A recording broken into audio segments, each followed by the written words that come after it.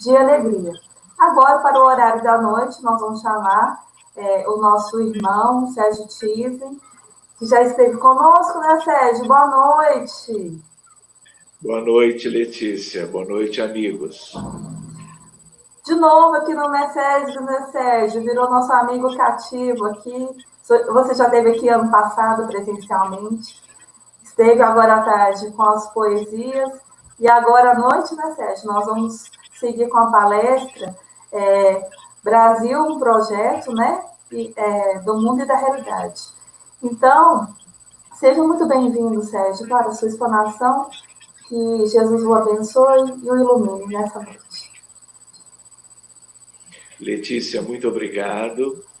Eu queria também agradecer aos nossos amigos anfitriões que nos convidaram para este novo encontro, que eu diria um encontro de luz, pelas temáticas, pela presença de todos os amigos, tanto aqueles que estão fazendo parte dos estudos, como que divulgando-os, mas também pelo fato de que tantas pessoas queridas estão participando conosco. Então, é um momento de muita gratidão e nós gostaríamos de, como que, iniciar propriamente o nosso estudo. Acredito que vocês estejam por este Brasil afora, muitos de vocês em outros países também, graças, como a Letícia lembrou, a esses recursos novos que nós possuímos. Eu estou aqui no Rio de Janeiro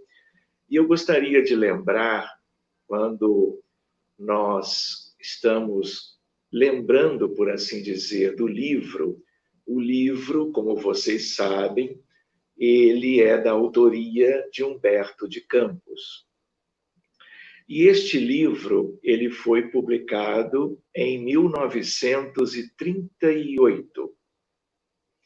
Pois bem, é um livro que, portanto, há muitas décadas, veio a ressaltar de uma maneira inesperada, de uma maneira até então desconhecida,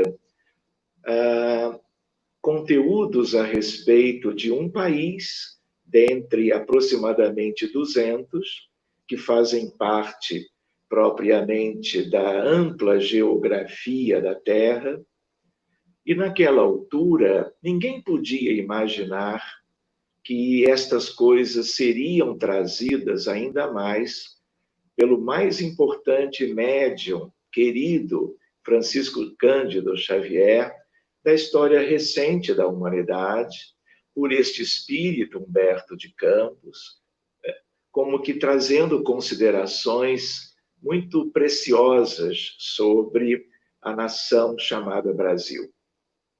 Em 1934, 4 anos antes, Humberto de Campos, que era exatamente jornalista, escritor, havia escrito diversos títulos, diversas obras, ele uma vez desencarnando em 34, como que em 36, ele já começa a escrever por Chico, e em 36 e 37 ele publica 2 outros livros, e então ele em 38 conclui o livro chamado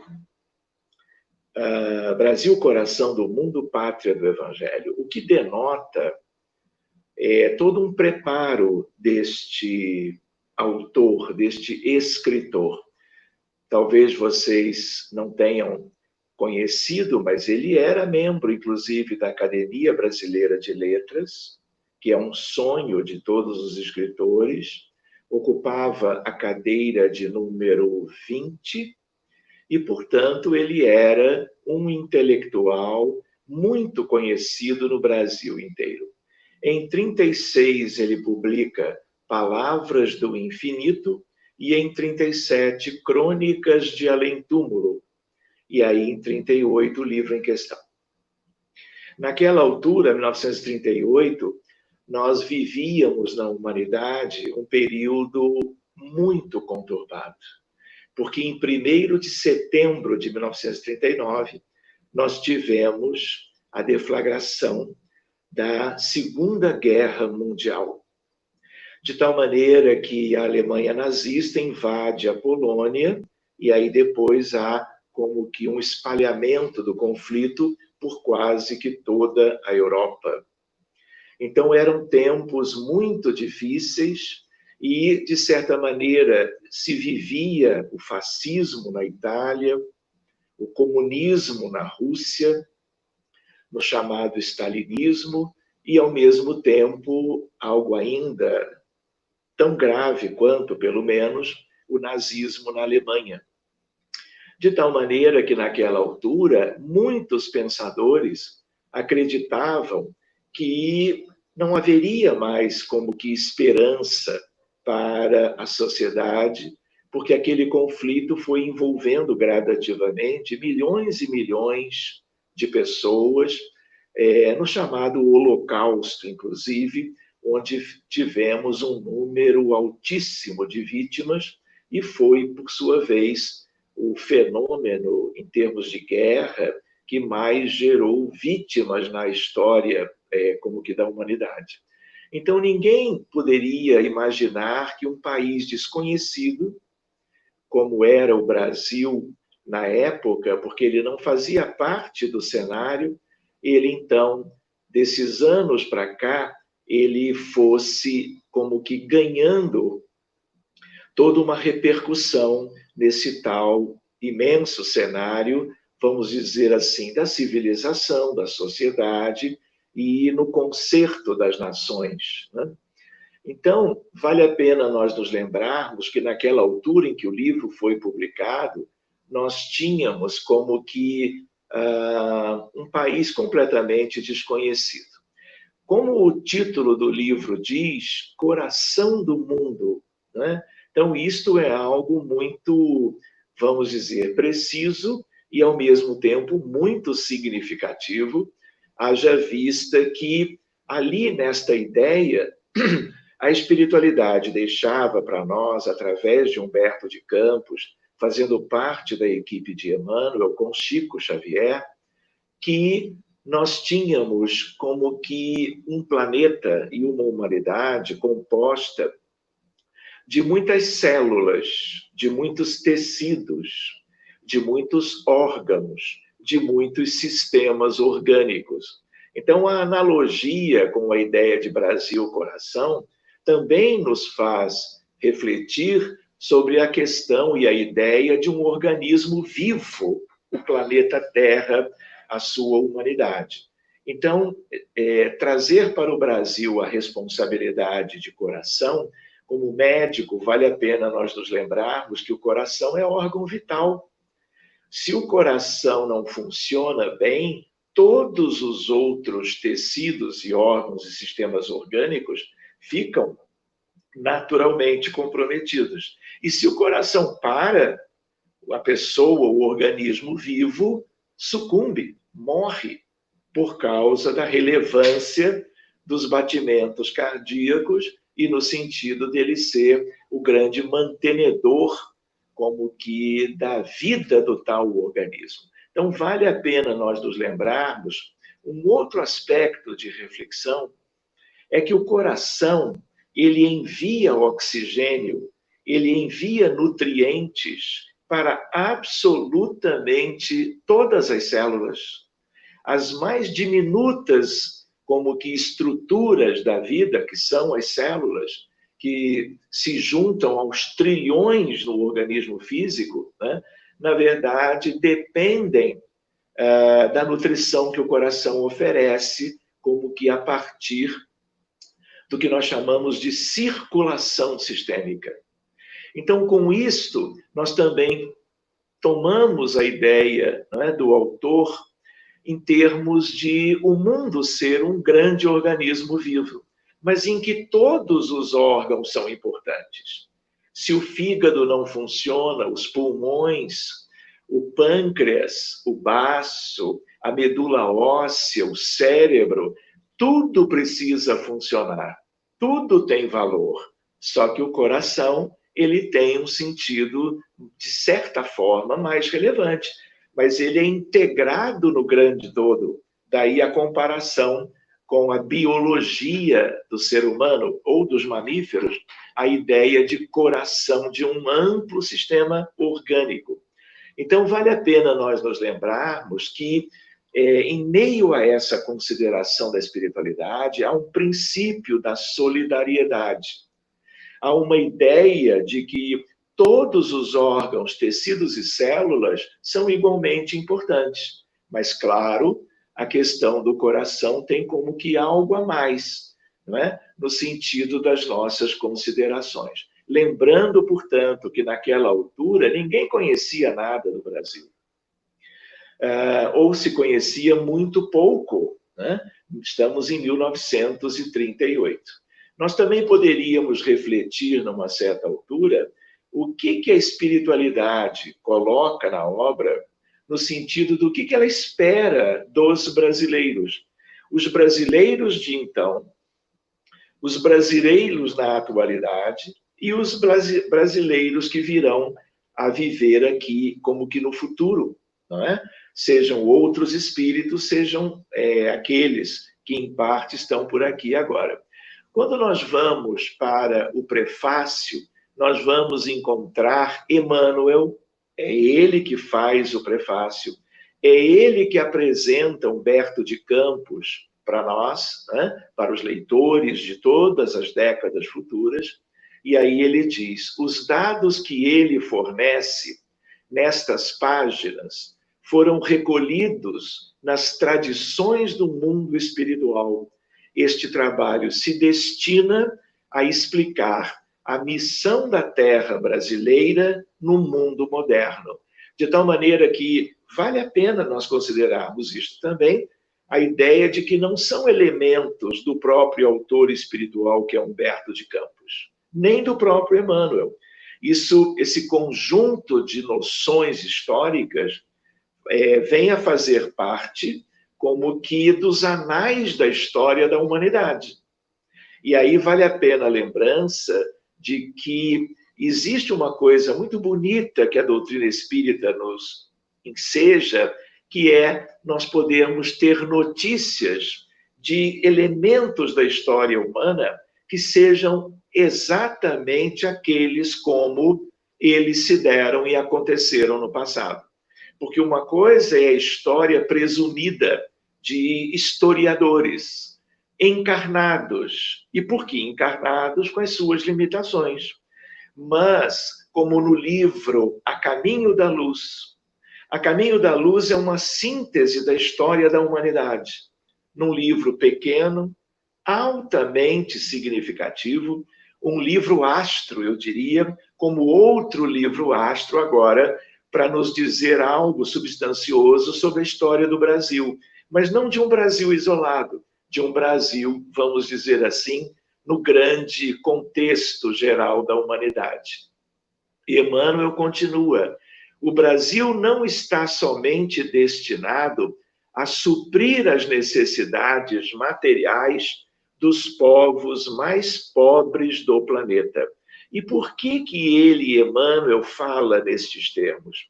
Porque houve, aliás, alguém que Emmanuel colocou no prefácio, que é Humboldt. Humboldt era um naturalista de origem alemã, germânico, e que visitava toda a América do Sul. E ele, quando chega no Brasil, ele fica muito surpreso com tudo o que ele via, portanto, muito antes do livro ser publicado. E aí ele fica como que perplexo quando ele navegou em alguns rios da Amazônia. E aí é a expressão dele. Isso não deixa de ter valor e de ser belo também na obra, a lembrança de Emmanuel. Humboldt, que era alguém conhecido na ciência no mundo inteiro na época, é conhecido hoje ainda por muitos que trabalham na área, ele dizia: estou diante do celeiro do mundo. Só que Humboldt não era espírita, nem espiritualista, o que se sabe. Então ele dizia isso como celeiro no sentido do alimento, da floresta, das árvores, da terra que poderia ser cultivada, gerando como que alimento para todo um grande cenário, talvez todo ele, da própria terra, do planeta e dos povos. Por isso, Emmanuel diz assim, o Brasil não está somente destinado a suprir as necessidades materiais, não está somente dos povos mais pobres do planeta, mas também facultar ao mundo inteiro uma expressão consoladora de crença e de fé raciocinada, e a ser o maior celeiro de claridades espirituais do orbe inteiro. Então, Emmanuel está trazendo um conteúdo de muito valor, por um médium inquestionável, né? De tal maneira que ele traz a ideia, vamos dizer assim, em termos de uma previsão, né? É como se houvesse um programa para ser levado a efeito ao longo de um determinado prazo, mais curto ou mais longo, mas, obviamente, como que a partir do esforço de um grande número de pessoas. E Emmanuel ainda diz no segmento, se a Grécia e a Roma da antiguidade tiveram a sua hora, ele chama a hora proeminente, como elementos primordiais das origens de toda a civilização do Ocidente.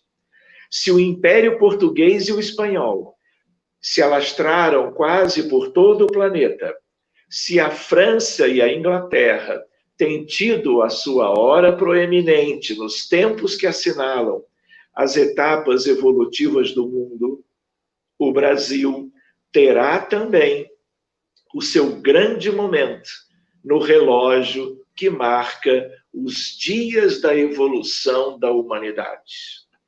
Então, quando nós fazemos esta leitura, haja vista que são pessoas de maior credibilidade, um espírito por um médium, né, trazendo coisas assim tão claras para nós temos mesmo que considerar isso tudo, prestarmos atenção e irmos como que trabalhando estas coisas nas nossas reflexões, né? Então, de certo modo, como nós vamos ver daqui a pouco, as coisas foram colocadas pelos espíritos mais preparados da história do planeta.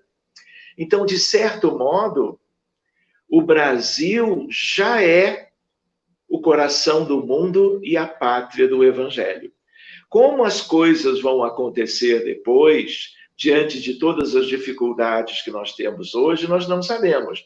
Mas em termos de previsão, de programação, e eu diria, em termos do ponto de vista magnético, a Terra já é, e de certa maneira, deverá continuar sendo como que o coração do mundo e a pátria do Evangelho. Mas vamos adiante. Todos os livros, claro, têm os seus índices, e vale a pena aqueles que leram há mais tempo ou não leram ainda, olharem o índice, e vocês terão uma bela ideia de tudo aquilo que, capítulo por capítulo, o autor vai trazendo. Desde a ideia, coração do mundo, pátria do Evangelho, até lá embaixo, a República, a Federação Espírita Brasileira e o Espiritismo no Brasil. São os dois extremos deste índice extraordinário desta obra. Então, assim como Emmanuel fala em hora proeminente, nós também podemos falar em hora estelar, como do tipo está escrito nas estrelas, vamos dizer assim. E aí nós podemos refletir, não só os indivíduos e os grupos isolados recebem do Senhor da Vinha missões importantes a desempenhar na grande seara do mundo, também os povos são convocados a expressivas tarefas de ordem planetária, às vezes de relevo excepcional. Mas, igualmente, aí, vejam, funciona plenamente o livre-arbítrio, que agora, por se tratar de uma coletividade, de um país, de uma nação, é um livre-arbítrio coletivo, a determinar o êxito ou o fracasso das nações missionárias. De tal maneira que nós podemos fazer um breve retrospecto, lembrando que na história recente da civilização ocidental, encontramos o povo hebreu a receber o chamamento direto de Jesus para a tarefa de liderança espiritual da humanidade, munido da mensagem evangélica que em primeira mão lhe foi entregue. O povo hebreu, infelizmente, não soube entender a sua hora proeminente ou estelar. Rejeitou a dádiva sublime e mergulhou na noite milenar das dores crudelíssimas de sua própria dispersão. De tal maneira que depois o cristianismo chega a Roma e soa a grande hora da civilização cristã no mundo, para que se aproveitasse o formidável aspecto da infraestrutura político-social do Império Romano. Mas, embriagada de ódio, de sangue, de prazer, de ouro, de ódio, de intolerância e de orgulho, Roma assumiu a infeliz posição de cruel perseguidora de Jesus. Lembrando apenas que, sob Nero, os cristãos são espezinhados, torturados, entregues às feras e queimados nas praças. Quando nós nos lembramos disso, nós ficamos muito claramente com a ideia de que mundo é esse. O que é um mundo de provas e expiações? O que é uma humanidade semi-primitiva, uma humanidade atrasada? Uma humanidade, vamos dizer assim, que ainda tem ilhas de primitivismo, mesmo que ainda possa ou já tenha elementos já como se a passos lentos no caminho da regeneração. Mas nós precisamos nos lembrar que Brasil, coração do mundo, pátria do Evangelho, é uma perspectiva para o futuro, mas ainda a ideia sendo trabalhada no contexto de um mundo muito atrasado, não é pouco. Muito bem, vale a pena nós também nos situarmos nesse sentido. Nós gostaríamos de lembrar que a França é também um exemplo de hora estelar, porque nós tivemos, quando nós nos lembramos de Allan Kardec, nós nos lembramos de uma França com Joana d'Arc, de tal maneira que a vinda do codificador, ela é preparada já no contexto de Joana, Senhora de França, porque a França vivia sob domínio da Inglaterra e ela precisava ser livre para algumas etapas que viriam depois, não é? Então, nós tivemos uma médium extraordinária, sem derramar sangue. A sua espada nunca viu uma gota de sangue qualquer, como está no livro Joana d'Arc, de Leon Denis, de tal maneira que nós vamos ver a França livre. E depois nós vamos viver, por providência do alto, o período do iluminismo francês. Era a hora estelar da França.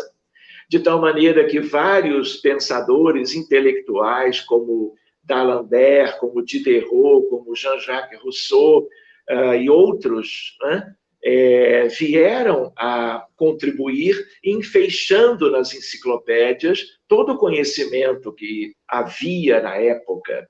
Depois nós tivemos a Revolução Francesa, tivemos agora mais um 14 de julho, a queda da Bastilha comemorada em tempos de pandemia, como foi possível, e a ideia de que as ideias, portanto, da Revolução, elas eram, vamos dizer, filosoficamente, muito próprias para aquela época, porque era época para aquilo.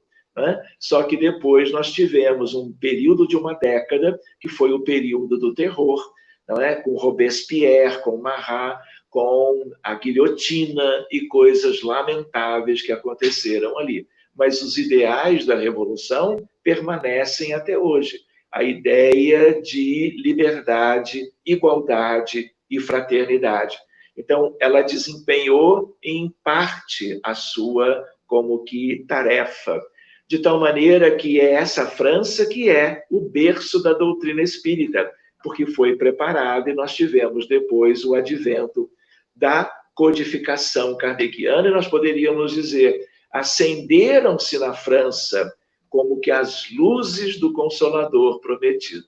Não é verdade? Só que depois acontecem várias coisas, né? Vaidade, nepotismo, cobiça, violência, acabaram imergindo a Europa inteira no negativismo e na incontinência. E Jesus, então, faz a ideia, programa com os seus assessores, eu diria, a mudança, né, da árvore do Evangelho da Europa para outras terras, que seriam, no caso, as terras úberes da América. Há uma frase no Evangelho de Mateus que diz, portanto, Jesus dizendo, eu vos digo que o reino de Deus vos será tirado e será dado a uma nação que dê os seus frutos. Então, reparem, nós vamos ver isso em Mateus, escrito há 2000 anos, aproximadamente. E a ideia qual é? É como se tudo Jesus já enxergasse, porque nos conhecia a humanidade, a realidade, o quanto nós éramos mais atrasados ainda do que somos agora, e ele sabia que nós viveríamos como que esse tipo de deslocamento. Então, quando nós nos lembramos dessa frase do Evangelho de Mateus, nós poderíamos perguntar que nação teria condições de fazer cumprir esta como que profecia de Jesus. E aí, Humberto de Campos, no livro este, responde, Jesus transplantou, vejam, da Palestina para a região do Cruzeiro, a árvore magnânima do seu Evangelho. E quando se fala em Palestina, porque muitos de nós poderíamos pensar em termos de que a árvore veio da Europa, da França, onde o Espiritismo não como que se estabeleceria dentro de um primeiro planejamento, mas não é bem assim. Na verdade, a árvore tem a ver com muitas coisas, e nós precisamos considerar essa simbologia da árvore, como vamos ver daqui a pouco, pensando em termos de a raiz da árvore, o tronco e a copa da árvore. Mas seguindo adiante, de certa maneira, a transplantação da árvore, ela foi feita. E nós nos lembramos que levar uma árvore, deslocando-a de um lugar para outro, não é simples. A árvore cresce, a árvore tem uma história. E a árvore se adaptou a certas circunstâncias, experimentou as intempéries e uma série de questões próprias da sua história. De tal maneira que nós vamos ver Humberto de Campos dizendo, a fim de que, por que a transplantação? A fim de que os seus rebentos delicados florescessem de novo, frutificando em obras de amor para todas as criaturas. Então, quando nós lemos um espírito preparado dentro da equipe de Emmanuel, falando através de Chico, e como que desta forma, frutificando em obras de amor para todas as criaturas. É a ideia do coração pulsando e vibrando para a humanidade inteira, pelo alto significado da sua, vamos dizer, tarefa, da sua programação. Muito bem, nós hoje poderíamos dizer, não é, ou pensar, tanto tempo depois, diante das dificuldades, não é, que nós temos no Brasil, nós podemos duvidar muito bem de tudo isso, não é? Porque vocês vão concordar comigo que nós não imaginávamos de vivermos nas últimas décadas tudo isso que vem sendo notícia na realidade, né? Depois nós vamos fazer um inventário sobre os problemas atuais que nós temos no mundo, mas por assim dizer, e muito significativamente, no nosso país, que é o Brasil. Nosso país hoje, porque somos brasileiros, mas nós todos somos cidadãos do mundo. O Brasil é um país novo, tem 500 anos, mais ou menos. Nós somos muito mais antigos do que isto, de tal maneira que nós todos viemos para cá espiritualmente dentro de projetos de evolução individuais, mas também aqueles que reúnem os indivíduos em projetos coletivos a bem de todo o organismo vivo, que implica todos os órgãos, portanto, todos os países, e muitos vieram propriamente para o Brasil. Então, reparem, apesar de todas as dificuldades, que não vamos enumerar agora, os brasileiros apresentam índole pacífica. Isto é inquestionável. Provas e expiações, desde os tempos coloniais, foram moldando o caráter da gente brasileira ao longo de séculos. Acentuada religiosidade, nem sempre encontrada nos demais povos. Intensa miscigenação racial e cultural, favorecendo a integração. Vocês veem o exemplo, depois do terremoto em Porto Príncipe, no Haiti. Quantos haitianos vieram para cá compor a sociedade brasileira? A crise importantíssima que se demora até hoje na Venezuela, na verdade, quantos venezuelanos vieram para como que os estados vizinhos, e hoje nós temos haitianos e venezuelanos, como também de outras nacionalidades, lá até distantes da sua origem, no sul do Brasil. A ideia qual é? Temos um povo acolhedor. De tal maneira, isso tem a ver com o planejamento para o futuro do Brasil, do povo brasileiro, mas a bem de toda a comunidade universal deste mundo, claro. De tal maneira que os povos imigrantes não são discriminados.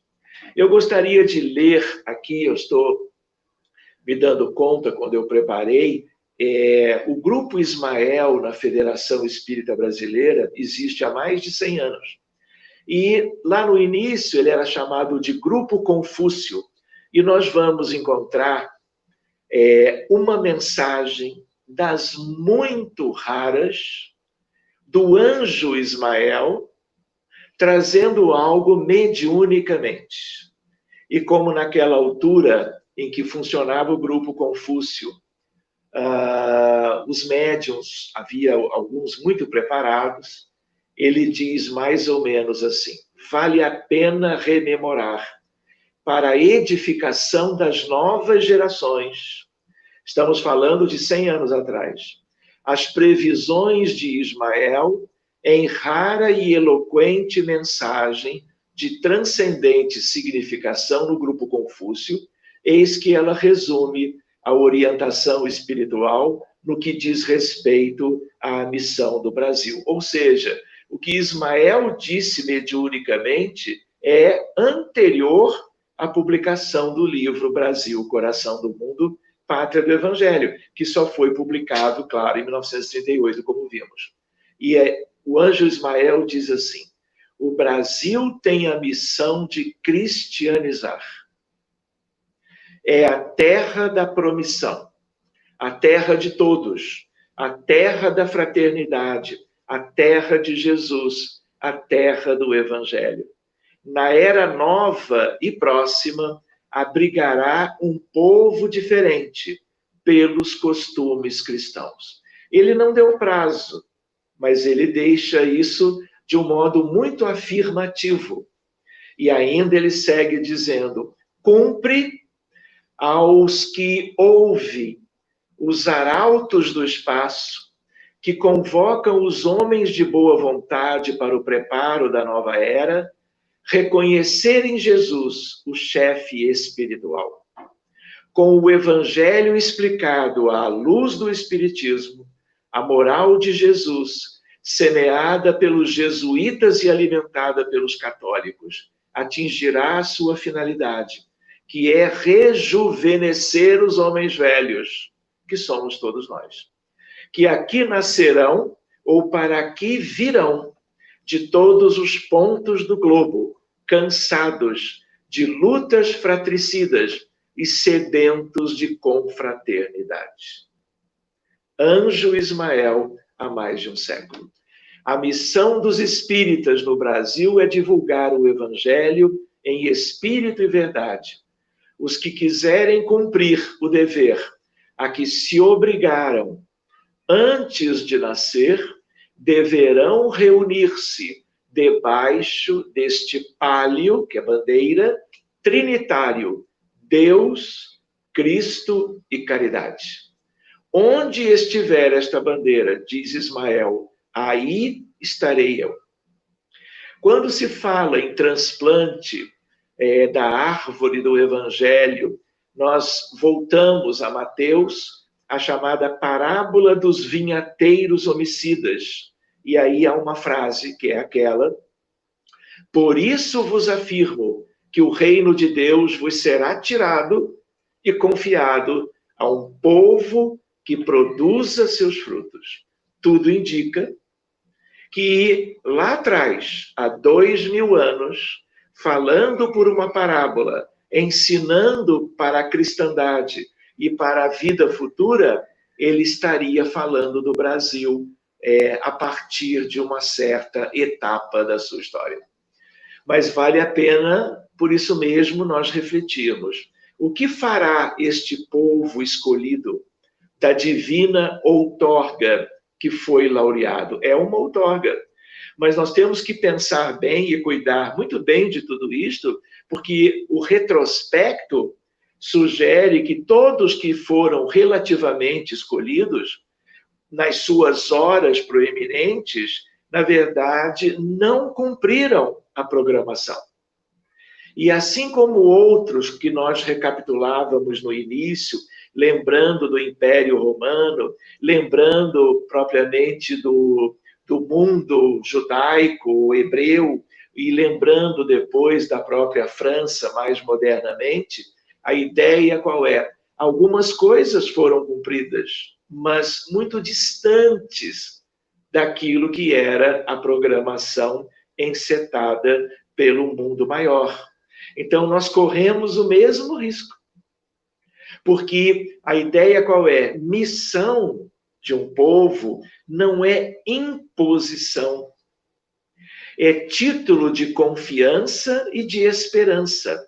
Investimento de excelsas expectativas, sementeira que só pode germinar, florescer e frutificar se obtiver dos seus depositários os cuidados que merece.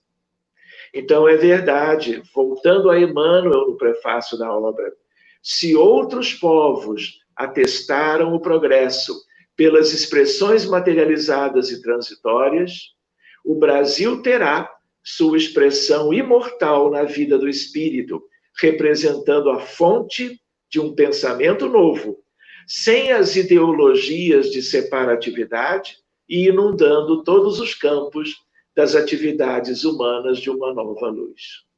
E ele, Emmanuel, muito humilde, continua: peçamos a Deus que inspire os homens públicos. Vejam, meus amigos, queridos, a atualidade desta frase de Emmanuel em torno de 1938, quando foi publicada a primeira edição da obra que está sendo examinada no evento em São Gotardo. peçamos a Deus, estamos em 2020, vejam só, estamos, portanto, há quase pouco menos de um século depois, que inspire os homens públicos, atualmente no leme da pátria do Cruzeiro, e que nesta hora amarga em que se verifica a inversão de quase todos os valores morais no seio das oficinas humanas, saibam eles, os dirigentes, os homens públicos do Brasil, colocar muito alto a magnitude dos seus precípios deveres. Muito bem.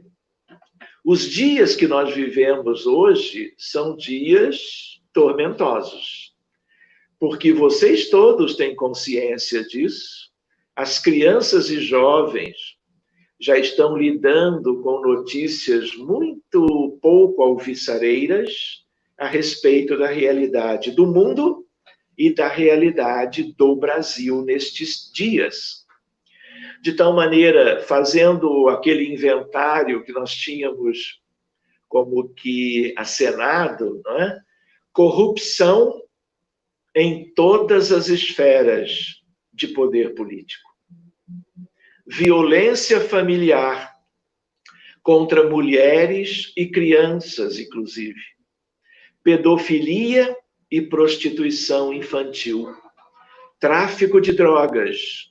Dependência química a níveis endêmicos e epidêmicos, gerando sofrimento, doença, dor e morte. Violência nas ruas e nas comunidades, níveis alarmantes de criminalidade. Em média, nos últimos anos, 50 mil assassinatos por ano. Em 2018, 51.558 pessoas morreram criminosamente. Presídios superlotados e degradantes. Maior população carcerária do mundo. 700 mil detentos. Comandos do crime no interior dos presídios. Corrupção e violência policial, milícias por toda parte, abortos induzidos aos milhares por ano. Há uma ideia no planeta de 1 milhão de abortos induzidos por ano no mundo. É uma estimativa, mas dá para nós uma ideia de um genocídio mundial a cada ano. E boa parte disso aonde? No Brasil. A ideia de saúde e educação públicas de péssima qualidade, com lindas exceções, claro, exclusão social das comunidades carentes, onde falta tudo, saúde, educação. E aí nós gostaríamos de lembrar que povo escolhido, eleito ou missionário, não garante o êxito da missão. Lembrando de novo, os hebreus se achavam eleitos. Aliás, muitos acham-se até hoje. Perderam a sagrada oportunidade que Deus lhes concedeu. Corremos o mesmo risco, apesar dos enormes preparativos do governo da vida. Não se pode aguardar que tudo aconteça sem as ações e contribuições da maioria, responsabilidades e compromissos de todos. Quando nós, como espíritas, refletimos sobre regeneração planetária, né, nós nos lembramos, nós mesmos, em estudos, em exposições doutrinárias, e outros tantos amigos expositores, vem falando sobre essa temática, né? E a ideia é de que parece que é algo novo, né? A ideia de regeneração. Algumas pessoas queridas publicaram livros, mensagens, artigos, vão chegando sobre esse tema. Mas é importante nós nos lembrarmos que transição planetária é um termo da codificação kardeciana. Foi Allan Kardec, no livro A Gênese, no capítulo 18, chamado Os Tempos São Chegados. E há uma mensagem de um espírito chamado Arago, que é Arago, François Arago. Ele havia sido primeiro-ministro da França, era físico, astrônomo e matemático. Ele desencarna 6 anos antes e já vem fazendo parte da codificação. E é ali que ele fala, de uma maneira muito bonita, sobre a ideia de transição planetária. Transição planetária não é uma coisa que vai vir dos céus. Não é algo como uma chuva de bênçãos, ou flocos como se fossem de neve, não é? Contemplando genericamente a humanidade. E as pessoas, a sociedade, e os encarnados e os desencarnados. Porque nós não podemos esquecer que quando falamos em termos de Brasil, não é? Ou se falássemos em termos de qualquer nação, nós temos um grande segmento encarnado e nós temos um segmento maior ainda de desencarnados. Tudo isso faz parte da realidade, porque são, na verdade, 2 mundos como que diferentes, mas que fazem, através das sintonias psíquicas e a mediunidade, toda uma integração, toda uma ressonância psíquica. Então, voltando à ideia de que, em termos propriamente do Brasil, nós precisamos lembrar que nós estamos ainda muito como que distantes da nossa perspectiva e nós precisamos recordar estes aspectos. E aí vale uma ideia que é uma ideia de como as coisas aconteceram. Vocês leram a obra ou vão poder examiná-la mais adiante, mas nós gostaríamos de lembrar que quando foi, como se diz, por volta de 1375, 1380, Jesus se aproxima da Terra novamente. Ele veio aqui em poucas oportunidades, nos momentos mais decisivos da história do planeta, do mundo, da humanidade, não é? Haja vista que ele é o Cordeiro de Deus, guia e modelo, ele é o príncipe da paz, ele é o filho do homem, ômega, ele é o filho do homem, ele é o alfa e o ômega, de tal maneira ele é o governo. E ele, naquela altura, ele veio e se aproxima da Terra no sentido de perscrutar. 1400 anos depois que ele tinha estado, como estava o cristianismo que ele havia implantado na humanidade. E vocês imaginam o que ele se deparou. Ele não veio constatar o número de igrejas, o número de crentes. Ele não veio examinar os altares de pedra construídos pelo homem. Ele veio examinar o cristianismo e o evangelho no coração da humanidade. E qual foi a sua amaríssima decepção?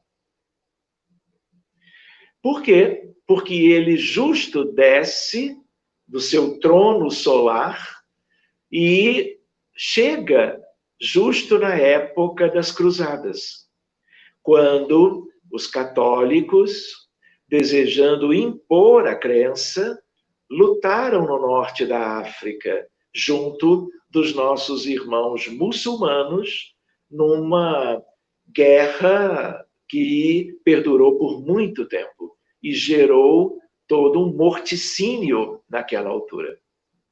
E ele, então, altamente como que decepcionado com tudo que viu, ele vai encontrar com Eliu, ou Iléu, dependendo do idioma, não é? Se hebraico ou sânscrito, de tal maneira que eles se encontram. E esse espírito, Eliu ou Iléu, ele é um espírito altamente preparado. Ele é chamado, como pelo próprio Emmanuel, o espírito encarregado dos problemas sociológicos da Terra. Isso não é pouca coisa. Isso é um espírito ligado ao mundo inteiro. E ele era um professor de judaísmo. Ele havia criado uma das mais importantes, havia duas, escolas do Antigo Testamento, da Bíblia e, portanto, do judaísmo, da história da humanidade. Muito bem, o outro era um espírito um pouco mais rude, mas altamente evoluído também. Pois bem, Eliu ou Iléu encontra-se com Jesus, os dois conversam, né? E há toda uma evidência da penúria moral da humanidade, não apenas quanto ao episódio do último quartel do século XIV, 1375 em diante. E aí eles começam a considerar, e agora? Como vai ser depois? Não é? O que nós vamos resolver diante desse cenário lamentável do que a humanidade fez com aquilo que era, vamos dizer assim, as sementes extraordinárias do seu amor, do amor divino de Jesus para o orbe terreno inteiro e a sua humanidade.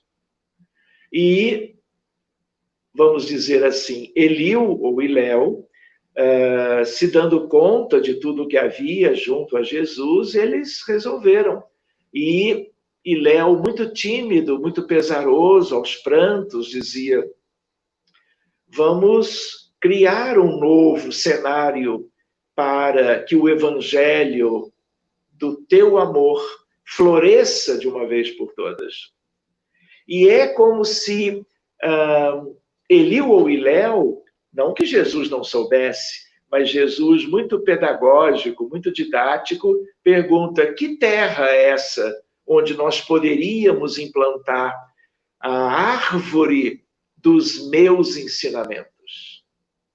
E aí, Iléu ou Eliu, muito elevado, né, começa a dizer: olha, quem sabe nestas terras mais ao sul, e começa a trabalhar a questão das chamadas terras úberes da América.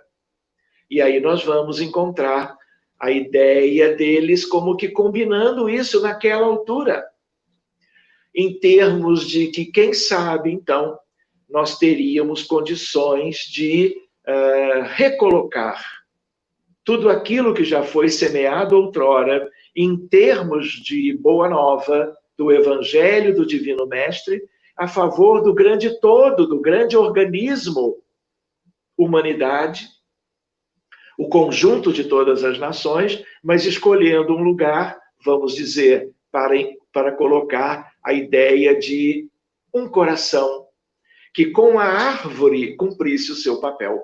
E a finalidade do Cristo, o planejamento de ordem superior, com ele como que no grande comando. Pois bem, e aí, em meio a muitas emoções, Jesus diz a Eliu: Eliu, afasta essas preocupações e receios inúteis.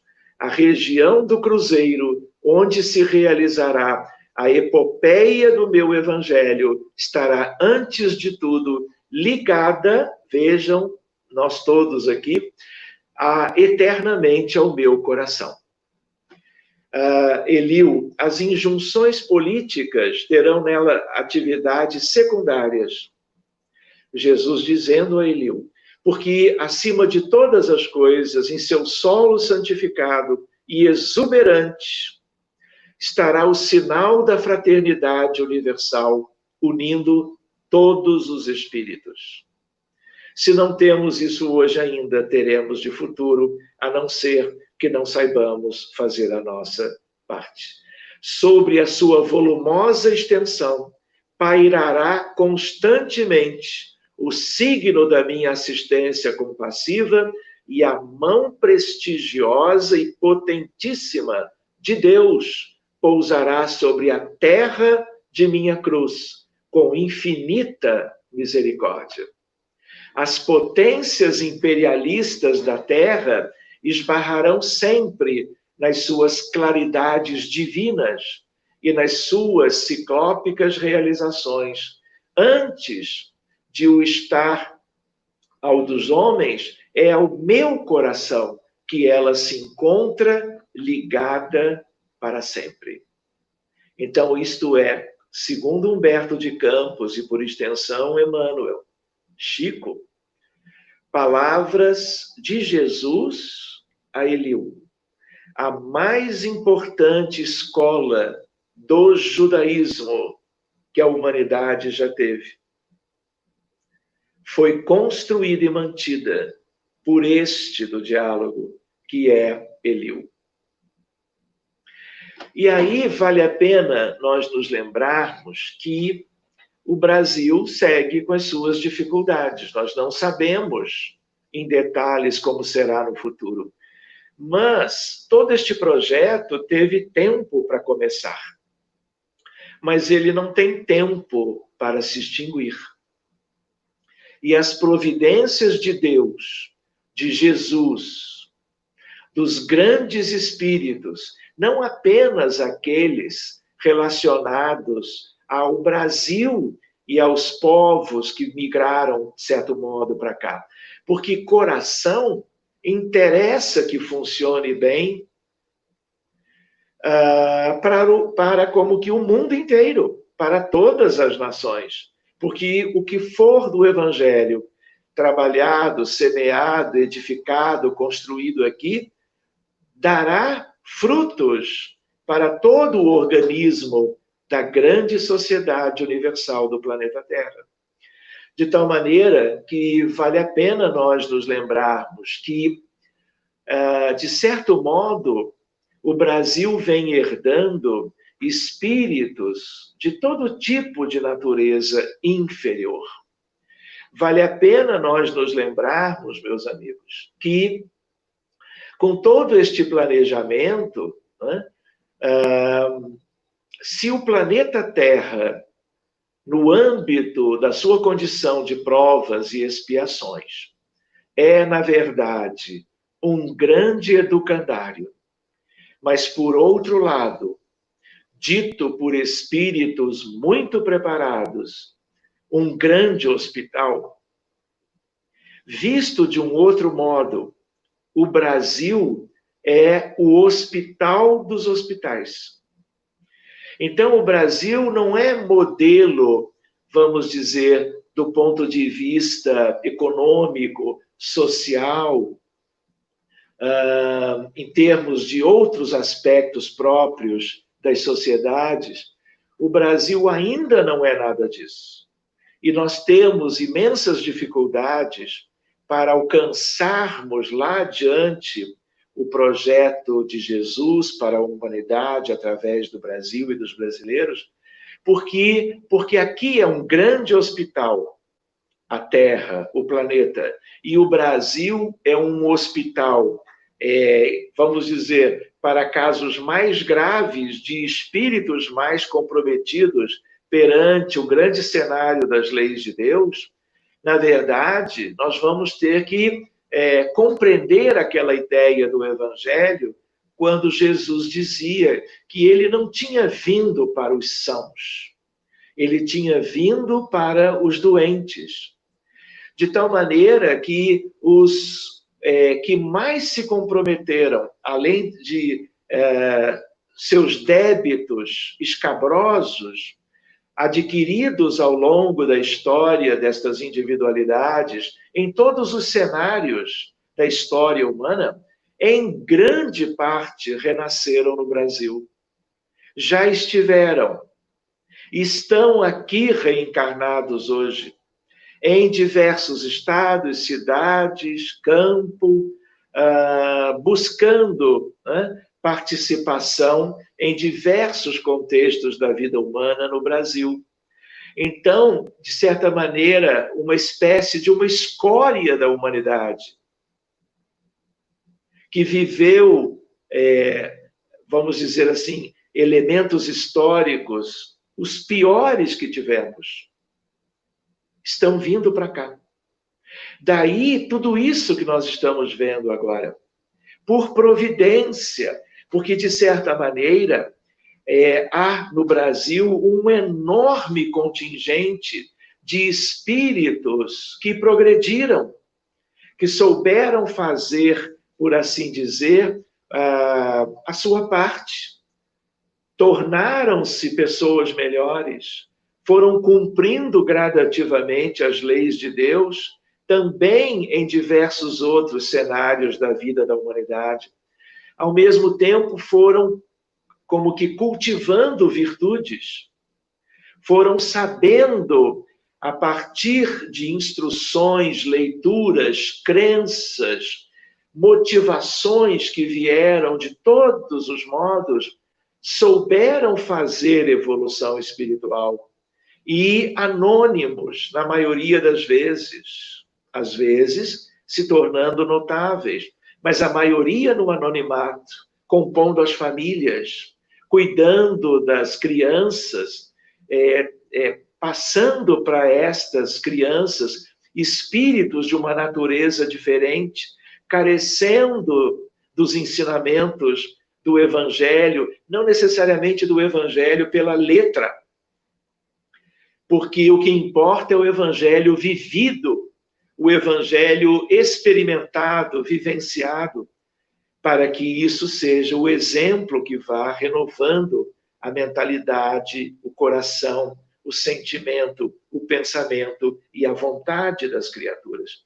De tal maneira que esse processo já tem muito tempo. E tendo tido muito tempo, houve ensejo de que para o Brasil viessem antes espíritos muito bem preparados, que são virtuosos, num certo sentido, das virtudes que importam que cultivemos na esteira do tempo, para nos tornarmos mais felizes em novos ciclos de vida no futuro. E por causa deste panorama, boa parte dos brasileiros é composta de como que um meio salutar, como a ideia de médicos, enfermeiros, terapeutas, assistentes, para que o Brasil recebesse um contingente enorme de espíritos viciosos. Eu poderia dizer, como uma reflexão que seja, mas com muito boa chance de corresponder à verdade, os piores vieram para cá. Os piores, desde lá, o Império Romano, as questões das guerras e lutas violentas, fratricidas, aspectos de conflitos que foram vividos e que a humanidade já esqueceu, porque ninguém lembra, porque nós só nos lembramos daqueles que foram, claro, realmente muito graves e que ficaram mais lembrados. Mas do ponto de vista de viciação moral, o que há de mais delicado vem vindo e está na Terra. De tal maneira que quando Ismael, sobre quem nós vamos conversar daqui a pouco, né, se tivermos tempo, ele ergue a sua bandeira branca e se escreve Deus, Cristo e Caridade, um número imenso de espíritos pediram para vir para cá, porque perceberam um magnetismo de Brasil, coração do mundo, pátria do Evangelho. Desde aquela planificação com Eliu ou Iléu. E eu não sei se vocês lembram do livro, mas naquela mesma altura, no último quartel do século XIV, na época das Cruzadas, há então a ideia de que Jesus diz para Eliú. Eliú adorou a ideia, ele mesmo sugeriu: vamos buscar a terra que tem as estrelas que lembram o teu martírio na cruz, lembrando a questão do Cruzeiro do Sul. A terra do Cruzeiro é o Brasil, e que tem como uma marca estelar sobre a grandeza do Divino Mestre. E aí, então, Jesus diz para Eliú: Eliú, vais te corporificar na terra. E como um espírito preparadíssimo, cheio de humildade, ele recebe aquela incumbência, e é um fato extraordinário. Ele, Eliú ou Iléu, vem a renascer na família real portuguesa, era irmão do monarca, e ele era altamente preparado na sua história única. E ele, na ponta de Sagres, no sul de Portugal, no Algarve, ele forma a escola de navegação de Henrique de Sagres. Então, o infante Henrique de Sagres é Eliú reencarnado. E é curioso, se nós olharmos esse momento da história, o mundo, a geopolítica do mundo, muda completamente a partir das navegações. E na questão da busca pelo caminho marítimo para as Índias, nós nos lembramos disso dos bancos de escola, nós vamos encontrar o quê? Nós vamos encontrar a ideia de que as navegações fizeram com que o Brasil fosse descoberto em 1500. De tal maneira que de 1375 a 1500 são 100 e poucos anos de preparação, com a devida antecedência, para que tudo fosse próprio para que as terras úberes da América, o Brasil fundamentalmente, e outros, claro, fossem descobertos.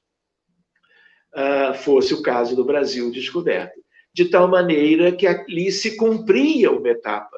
E isto foi motivo de muita festa no mundo espiritual, porque isso deu muito trabalho em relação àqueles envolvidos no projeto de Jesus com Eliú ou Iléu.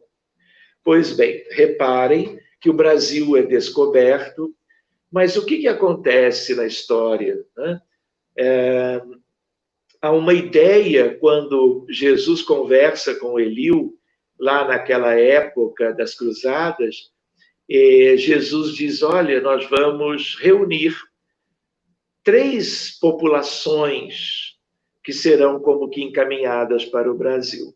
Em primeiro lugar, o povo mais humilde e pobre da Europa. E ele se referia aos portugueses. E se nós vamos lembrar da história e da realidade, não é? De todas as Américas, né? O único país de colonização portuguesa e de língua portuguesa por isto é o Brasil. Então, quando ele se refere aos portugueses, é porque no projeto já havia a ideia de Eliú renascendo na família real e gerando a escola de navegação e havendo, portanto, as providências no outro sentido. Outra ideia, ele dizia a importância dos indígenas, que eram, na altura, os verdadeiros brasileiros. E são. Deveriam ser devidamente como que respeitados e bem tratados, e não foram. Pois bem, como nós sabemos da história do Brasil. E a outra raça que iria compor a nação brasileira, não é, dentro da sua heterogeneidade, eram os negros africanos, que já tinham conquistado o dom ou a virtude da humildade e trariam isso como que na miscigenação e na composição dos brasileiros, os portugueses, os nativos ou indígenas e os que vieram como que de África nos navios negreiros. Então, numa certa altura, depois, Eliú, não é, queixa-se com Jesus. Olha, o que tem acontecido pelos governantes no processo de colonização, aqueles que vêm de África estão sendo tratados como animais no Brasil, nessa terra de promissão que nós tínhamos combinado de que aconteceria como que a bem da humanidade, do mundo como um todo, né? E aí há um outro encontro muito tempo depois, né? E aí Jesus diz, Eliú, só o sofrimento. Porque nem Jesus pode, mesmo governo da vida, interferir no livre-arbítrio de quem quer que seja. Nem Deus pode. Então, a ideia qual é? Como mesclar a questão de uma lei universal, que é a do livre-arbítrio, e a ideia de que há uma planificação para o planeta. E, nesse contexto, uma planificação para o mundo de um modo geral. Muito bem. Então, Jesus diz, olha, se dentro das nossas providências os outros têm agido deste modo, e de certo modo agem até hoje, em processos os mais variados, como citávamos antes, de todo tipo de ambição, de violência, de viciação, né? Como que aparentemente pondo a perder todo o projeto, né? Para isso tudo existe mecanismo de reparação, de depuração, e nós nos lembramos que o Brasil é como um jardim do mundo. Assim como nós temos o trigo no Brasil, e podemos pensar até que há como que em parte algum trigo até dourado de tanta beleza e de tanto esplendor espiritual, nós também temos, porque foi do planejamento, um grande segmento do joio da humanidade. Propositadamente, esse joio foi aceito plantado para crescer, como dizia Jesus no Evangelho, como que enfeixado junto com o trigo. Para quê? Para que boa parte do joio pudesse, pela convivência e ao longo dos séculos, viver uma experiência diferente, deixar-se banhar pela luminescência do trigo, dourado ou não. Porque aqueles que não se permitirem a transformação com vistas lá ao projeto de regeneração do futuro, terão que partir. Porque para tudo isso tem prazo. Nós nos lembrávamos de etapas que foram sendo cumpridas pouco a pouco, não é verdade?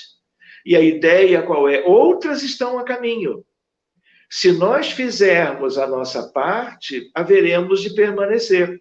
Talvez até sejamos algo um dia parecido com o trigo.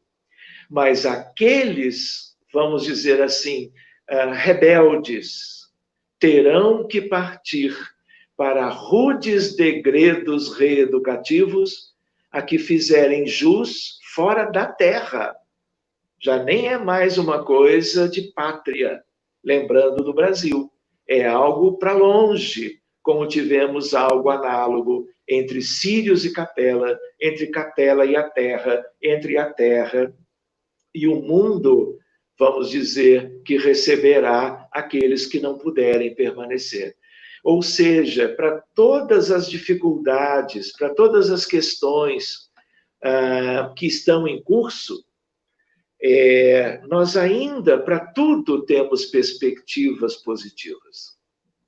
Então, diante de todo aquele cenário, aquele panorama que temos hoje, que preocupa os brasileiros de boa índole, de boas intenções, ou daqueles que sonhamos por um Brasil melhor e um mundo melhor, ainda assim, o projeto não está perdido.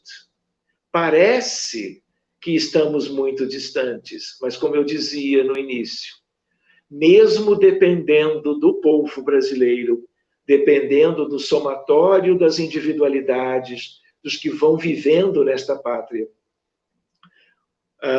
o Brasil, magneticamente, é a pátria do Evangelho. Se isso vai vingar, vamos dizer, e se mais cedo ou mais tarde, para o Brasil e para o mundo, teremos tão somente o trigo, ou algo muito próximo, não é? Além de um trigo panorâmico, abrangente, e a ideia de celeiro do mundo é um celeiro tanto no sentido do alimento, no sentido do plantio, no sentido da natureza, da floresta, que precisa ser preservada, como toda a vida humana, a vida animal, a vida vegetal e assim por diante. A ideia é de que nós temos, além dessa questão de celeiro do mundo, é o celeiro das claridades imortais do Divino Mestre Jesus, que o Evangelho, não o Evangelho pela letra, o Evangelho conhecido versículo por versículo, sem reflexão, sem a interiorização, porque senão é apenas cultura, é apenas nós sabermos alguma coisa de uma maneira mais clara. O que importa, vocês sabem disso, é o Evangelho vivenciado. Então, nós temos que lembrar da história do pensamento cristão, não é verdade? De 2000 anos para cá, aproximadamente.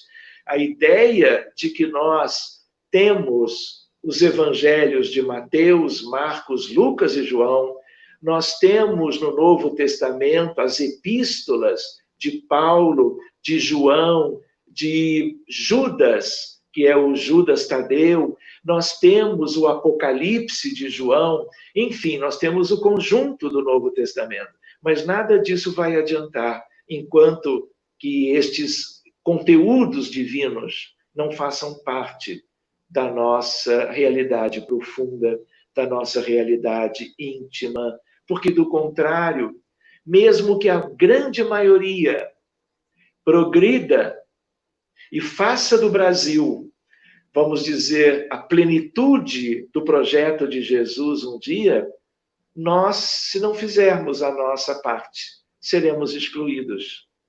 Seremos excluídos, talvez, do planeta, mas seremos excluídos naquele outro sentido mais simples, de não termos o privilégio, mesmo sabendo que não existem privilégios na lei de Deus, mas a ideia de podermos viver com alegria, prosperidade espiritual, fraternidade legítima, solidariedade, compaixão, humildade, acolhimento, enfim. Para nós ficarmos, vamos dizer assim, lembrando da figura sublime de Jesus, vale a pena nós reiterarmos que o projeto é dele.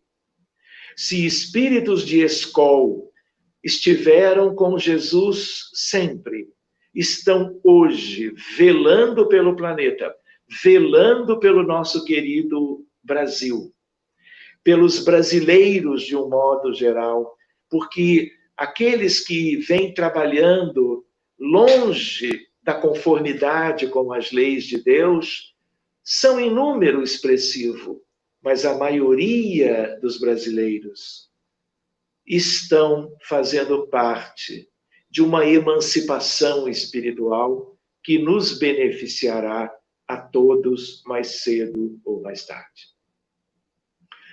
Vocês me perdoem que eu tenha avançado um pouquinho no tempo.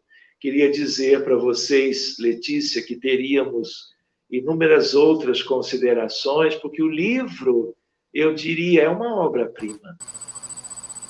É algo para leitura, releitura, reflexões variadas em momentos diferentes da existência de cada um de nós. Porque toda vez que nós buscamos a obra, nós temos proveito novo a favor de um entendimento melhor da realidade. Então, eu vou entregar a Letícia a palavra, agradecendo vivamente a presença de todos vocês que puderam estar nos acompanhando, e vamos juntos no sentido da continuação dos nossos trabalhos. Letícia, querida. Excelente, Sérgio, excelente explanação. A gente tem ouvido nas nossas palestras o dia todo quão importante é o planejamento, que tudo que tem acontecido, Você está me ouvindo bem? Estou muito bem. Que tudo que aconteceu seguia um propósito divino, né? A trajetória do Brasil, a nossa história, o espiritismo, né? O advento do espiritismo. E a gente está vivendo nesse momento no país em que a gente vê muitas desigualdades, muitas iniquidades, e também vivemos a pandemia. Qual a sua opinião a respeito da pandemia dentro desse projeto que estamos passando e dentro desse projeto que é a Pátria do Evangelho? Vejam só, uma primeira ideia, né, quanto a essa questão é no sentido de que, assim como nós já tínhamos tido na história da humanidade outras epidemias, pandemias, mais ou menos graves, só nós lembrarmos da peste bubônica em tempos medievais, só de nós nos lembrarmos da chamada gripe espanhola, que não era propriamente espanhola, onde nós tivemos milhões e milhões de vidas ceifadas, reencarnações interrompidas, né? O mundo venceu isso tudo, né? Com muito sofrimento, com muita amargura, com muito luto, com muitas adversidades. Deus conhece isso tudo, Jesus conhecia todos da família humana como conhece até hoje. Ele não disse a Natanael ben Elias, o chamado paralítico de Cafarnaum, quando ele, o paralítico, exclama: como é que tu sabes o meu nome? Se tu estás me vendo agora, tão somente. E aí Jesus diz: Natanael, eu lhe conheço pelo nome, como conheço pelo nome todas as minhas ovelhas, desde sempre. Então, nada disto que já aconteceu é como que desconhecido do grande planejador que é Jesus. E de todos aqueles que fazem parte da falange dos anjos, dos espíritos superiores, dos espíritos puros, puríssimos, que trabalham com Jesus. Então, a pandemia, nós não sabíamos que poderíamos viver tudo isso que vivemos hoje, o luto, a dor, portanto, a morte, o sofrimento nos hospitais, não é? As vidas das famílias muito comprometidas, não é? A sociedade, a economia, o trabalho, repercussões a todo nível. Mas isso tudo há de ter um sentido. O primeiro sentido é de que isso tem um caráter kármico. De certo modo, nós geramos, se não o vírus, por uma psicosfera escura, doentia, geradora de males a nível espiritual e a nível, vamos dizer, material. Mas também a ideia de que ninguém vai experimentar certas dores ou consequências tristes, penosas, se nós não tivermos um sentido kármico de lei, né? Porque qual é a lei mais alta de todas? É a lei divina. Serve não só para o Brasil e para o mundo, que é a Terra, serve para o universo, envolvendo todos os filhos do Criador, que é a lei de amor, de justiça e de caridade. Então, nada escapa isso tudo. Se nós tivermos que desencarnar, não é? Nós vamos viver do outro lado da vida, porque nós já aprendemos sobre a imortalidade. Ao mesmo tempo, quantos estão sofrendo nas terapias intensivas com os respiradores mecânicos, insuficiências respiratórias agudas graves, sem medicamento, vacinas sendo desenvolvidas, mas ainda distantes de servirem para a grande comunidade do planeta. Então, tudo isso é desafio, tudo isso é aprendizado. Aqui não é uma grande escola, um grande educandário. Nós não estamos lidando com questões simples, porque vieram para o Brasil, como estavam antes, mundo afora, espíritos predadores. Espíritos que viveram experiências de mando, de poder, de ambição, vivendo aspectos altamente perversos. E um grande número, e estamos aqui ainda.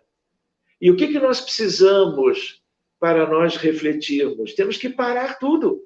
A Terra parou. Do ponto de vista geofísico, não. Mas a ideia qual é? Dá a impressão de que nós estamos numa outra velocidade.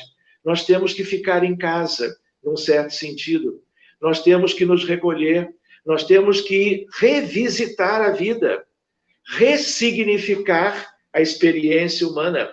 Porque enquanto nós estávamos distraídos em busca de salário, não é? Trabalhando fora, sem darmos atenção à vida familiar, sem brincarmos com as crianças, sem participarmos do aprendizado, sem abraço, sem beijo, sem olhar nos olhos, sem fazermos coisas de caráter como que mais intimista, nós íamos perder muito tempo. Então parece que, claro, com o sacrifício de muitas vidas, que estão experimentando situações dentro de um planejamento também para elas, como acontece para todos nós, a par disso, nós todos estamos parando um pouco para refletir.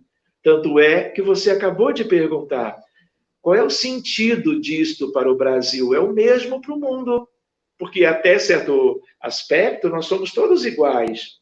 Temos as mesmas carências evolutivas, temos as mesmas imperfeições. Só que o Brasil tem, dentro do projeto de Jesus, providências invisíveis, providências lindas, para os que ficam na reencarnação atual, para os que se vão e vão ficar no Brasil, no mundo espiritual. Nós não podemos esquecer que há países no outro cenário aqui do lado, seja no umbral médio, umbral inferior, seja nas esferas elevadas, seja nas zonas umbralinas inferiores ou de treva. Tem muitos Brasis superpostos. Nesse que é aquele único que a gente enxerga e com o qual a gente se preocupa muito. E tanto, porque é da nossa alçada nos preocuparmos. Eu só queria aproveitar, Letícia, lembrar da obra que há um capítulo mais adiante, que se chama A República. Se não me falha a memória, é o antepenúltimo. Perdão.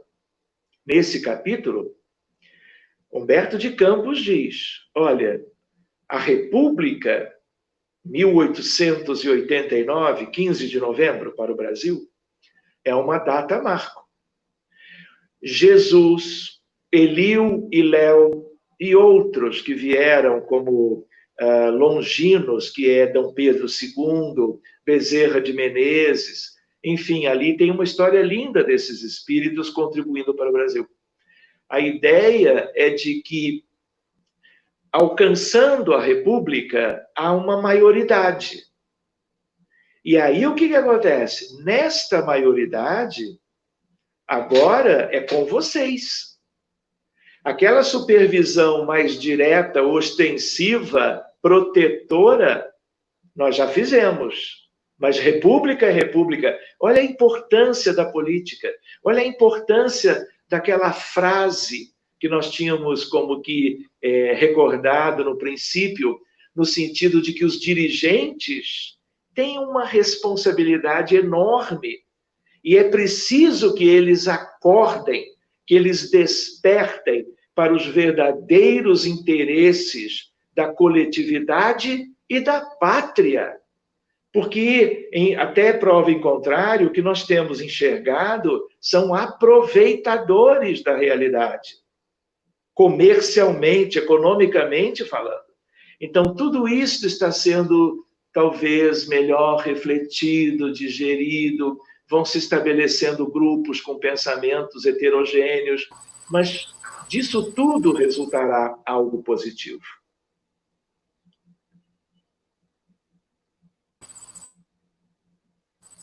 Excelente colocação, doutor Sérgio. E agora nós temos umas perguntas dos nossos espectadores. A gente vai colocar aqui na tela. Então, a pergunta de Mara Campos, ela pergunta: Sérgio, mas nossos governantes acabam traindo seus propósitos de um bem coletivo e partem para interesses individuais. Né? Mas é isso, Mara. Como combater a desigualdade social diante dos casos públicos? Olha, Mara, obrigado pela pergunta. Talvez só o tempo, Mara. O tempo e a dor. Porque a evolução humana, minha amiga, meus amigos, ou nós vamos fazê-la por amor ou pela dor. Já foi assim, vem sendo e continuará. Então, o Brasil progrediu, o mundo progrediu, e aí eu diria, ai daqueles que tenham nas mãos, vamos dizer assim, poderes decisórios de governo, seja a nível municipal, estadual ou federal, ai deles que continuarem se utilizando dos seus respectivos poderes outorgados na República para continuarem como que desprezando a maioria do povo brasileiro, as suas reais condições de necessidades, porque o mundo dos degredados está à espera de todos aqueles que não fizerem aquilo que é o dever de casa e cumprirem como que programação que estabeleceram antes de reencarnarem. Infelizmente, amiga, nós estamos vendo dificuldades enormes nesse sentido. E aí eu diria, oremos, para que Jesus inspire a nós todos, mas especialmente o governo, do Planalto até todas as regiões do Brasil, todos os municípios e as prefeituras. Temos um longo caminho. Porque a impressão que nós temos, daí a sua pergunta, que absolutamente tudo ainda está por ser feito. É verdade. Temos uma pergunta agora de Rosiane Luzia, de Santa Catarina. Ela pergunta: boa noite, Sérgio. Como ficamos nessa história do Covid em relação às pessoas que desencarnaram por conta disso? Estou sempre na angústia em relação a isso. A paz de Cristo a todos. A pergunta da Rose é muito oportuna, porque nesses tempos de pandemia, todos nós podemos desencarnar, muitos de nós perdemos ou perderemos entes queridos, amados. Então, jamais pensemos que os que estão morrendo serão tratados de um determinado modo ou irão embora porque a hora é de separação entre joio e trigo. Absolutamente. Pode ser exatamente o oposto. Eles estão sendo devidamente acolhidos no mundo espiritual. Há uma movimentação enorme, porque tudo isso já era previsível pelo alto, de tal maneira que tudo está sendo de acordo com o merecimento de cada um. Mas também é verdade que muitos que não estão morrendo agora pela pandemia poderão morrer por ela ou por um outro mecanismo qualquer, o que significa desvencilhar-se da vestimenta física e terem que, por sua teimosia, rebeldia e a falta de tempo suficiente para uma recuperação moral ampla, terem que viver algum tempo em outras realidades, no sentido de aprenderem o que teimosamente não quiseram exercitar no campo moral enquanto estavam aqui. É verdade, a gente vê muito essa questão da teimosia de espíritos que insistem ainda no erro, né? E estar encarnado é uma oportunidade de aprendizado valiosíssima, né? Vamos para a próxima pergunta?